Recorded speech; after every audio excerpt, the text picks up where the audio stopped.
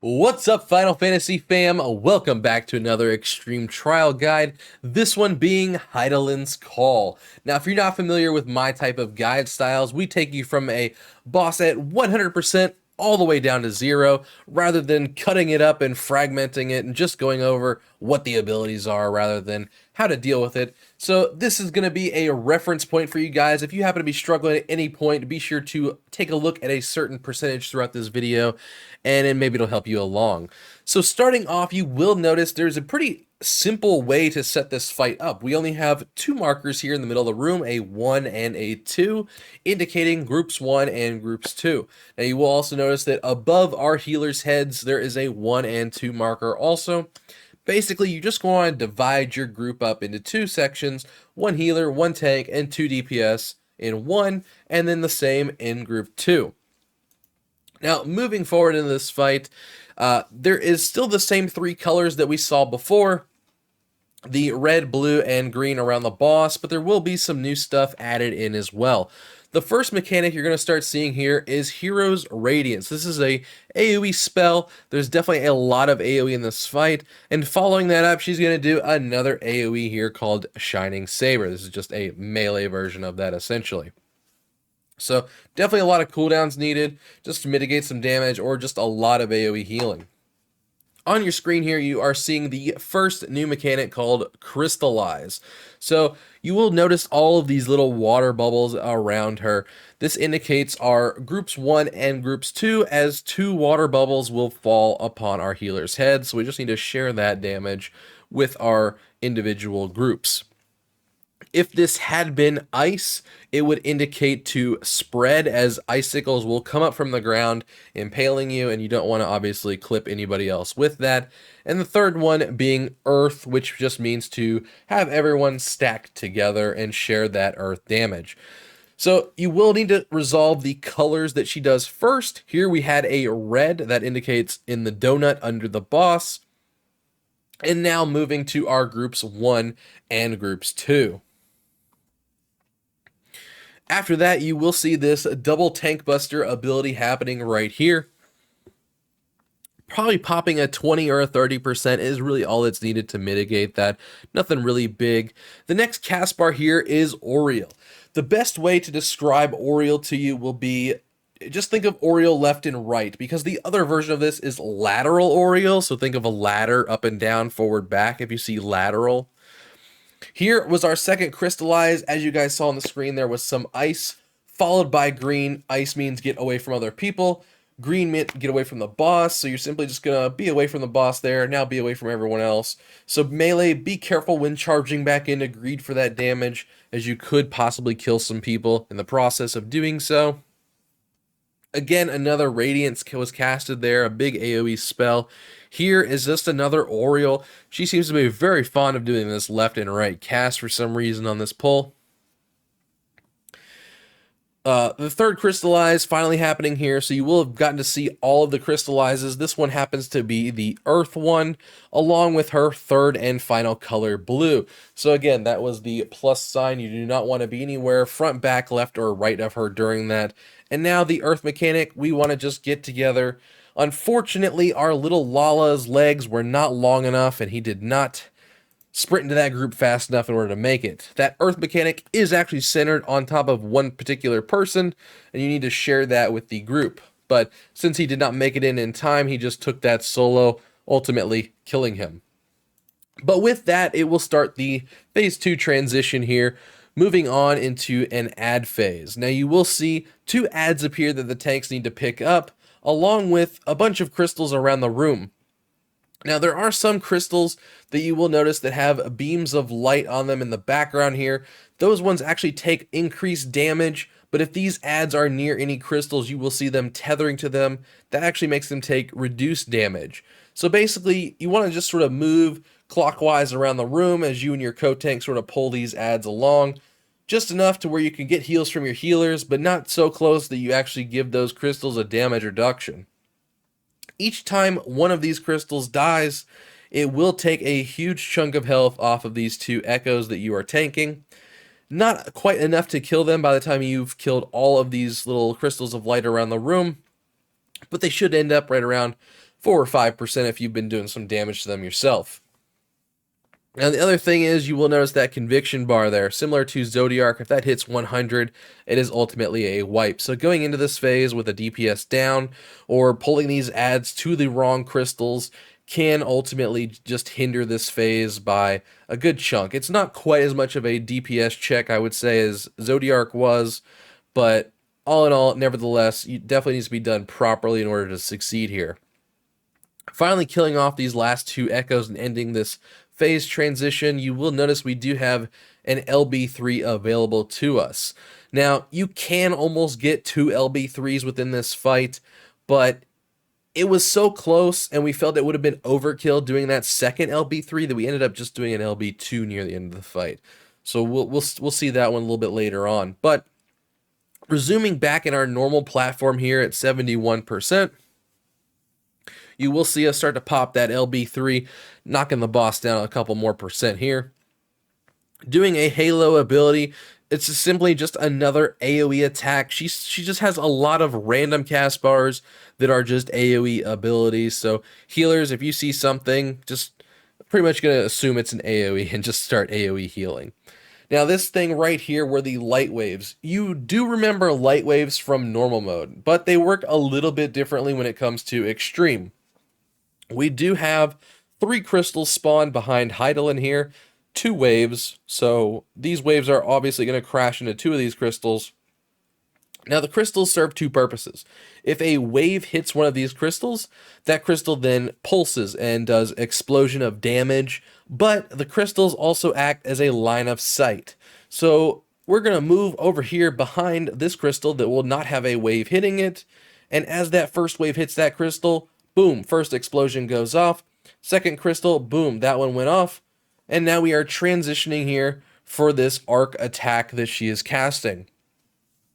The best way to deal with this right here is right after you've sort of LOS'd those 2 explosions is to split your group up, because this arc ability that she's casting will hit a group of tanks, a group of healers, and the group of DPS.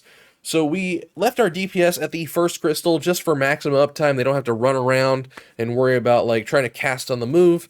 Tanks moved to the middle crystal just to keep the boss tried and true through the center here. And then we had our poor healers run the farthest away. So here they are. Healers took the first hit, tanks took the second hit, and the DPS over there took that third hit. So she is still tried and true, center of the room here, starting her cast for the second set of light waves. She teleports to the middle here. She's casting this Hero's Glory, which is actually a cone attack. So you cannot move to this crystal too soon or else you will get coned. But now we are going to have this little bit of a hectic dance around these crystals, trying to dodge these explosions as they're happening to us. Before Hydaelyn teleports once again, doing another Hero's Glory cone to the center of the room. So we need to move behind this last crystal that just exploded. And that final wave will come down the middle, exploding that center crystal. Now, right after that, we do have a Halo AoE attack. So I definitely popped a Heart of Light right there, a little bit of a defensive, trying to help people out. And now we have a solo tank buster. I wasn't exactly sure how much damage this would do, and without our co-tank up, I decided it was probably just safe to go ahead and just pop my immunity, since we don't really need it too much throughout any fights in particular.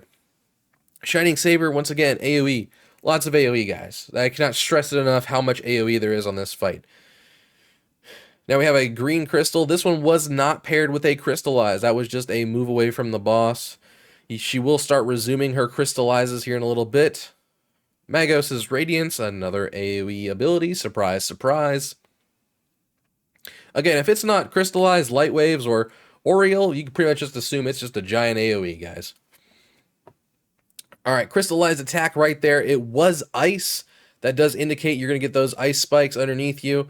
But this is coupled with something new. But you've probably seen this on a couple other fights. If you played in Shadowbringers, maybe you remember Ruby Weapon did sort of similar ground line crack attacks here, where the ends of these lines, so the very tips of them, will spawn an explosion. They will be in orb form, so you need to deal with that first. Here's these orbs at the tips. They exploded, and now we're going to get those icicles under us. Lateral Oriole was cast here. Lateral, guys. Ladder. Up and down, front and back. Just remember that. You climb up and down a ladder, front and back. Followed by a set of red crystals moving under the boss in this donut here. A lot of things to repeat. A double tank buster right here.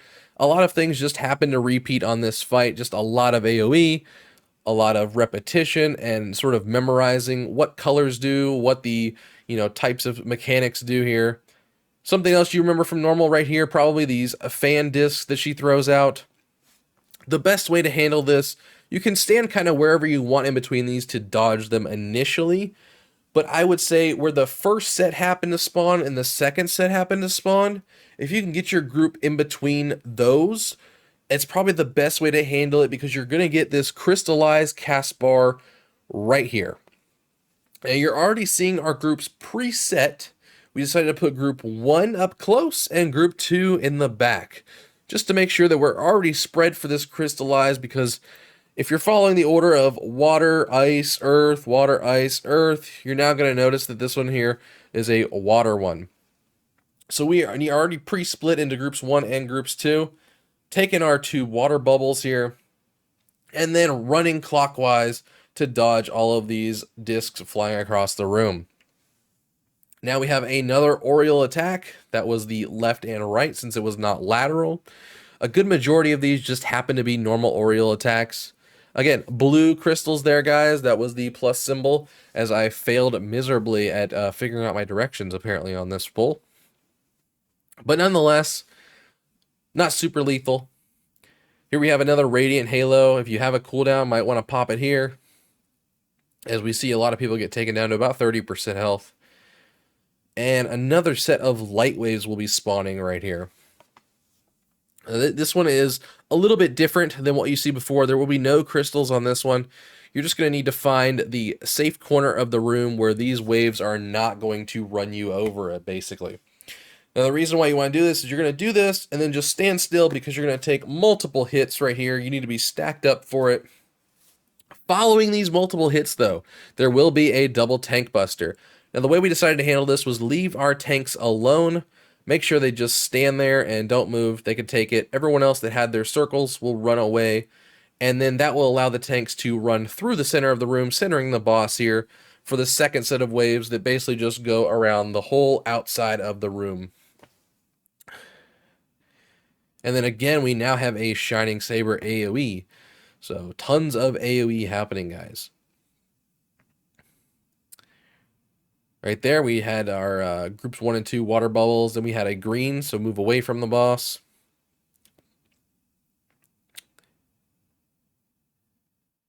And another set of light waves, it looks like. So this is probably going to be another safe point light waves. So I think we are done with the crystals. So looking around the room, trying to find that safe spot. It tends to be where there's like a nice little gap, usually. And we have a nice gap over here. We're going to, once again, take our multiple hits from this, followed by a double tank buster. Again, we left our tanks just staying in place right here, and let everyone else sort of move around the boss. And then running that boss to the middle, so that we don't really have to move her for this set of waves right here. Looks like another Crystallize being cast. This one, of course, being an ice one, it appears, followed by an Oriole attack. We're going to deal with this Oriole first, left and right, and now run and spread away from other people. And then she did a red crystal attack. We're going to move under for this donut, and you can see that LB3 is really, really close, but it felt like by the time we actually did that, it would have been overkill, so we actually just blew it early there, got off an LB2. She's now casting another Crystallize here, Crystallized Earth. She's also going to do a lateral Oriole, which means up and down, so front and back. And then this stacked Earth mechanic right here. And with that, that's actually the end of the fight for us, pretty much. So, all in all, like I said, if you guys can memorize your color patterns from normal, be sure to dodge light waves and just learn the new exploding crystal mechanics, as well as the 3 new things to memorize from the Crystallize itself. There's really not too much else as far as complexity with this fight. So all in all, I know this was quite of a long guide, but there was a lot of stuff to sort of explain, and a lot of things happened to repeat, but hopefully it's helped you all, and until next time, happy mount farming.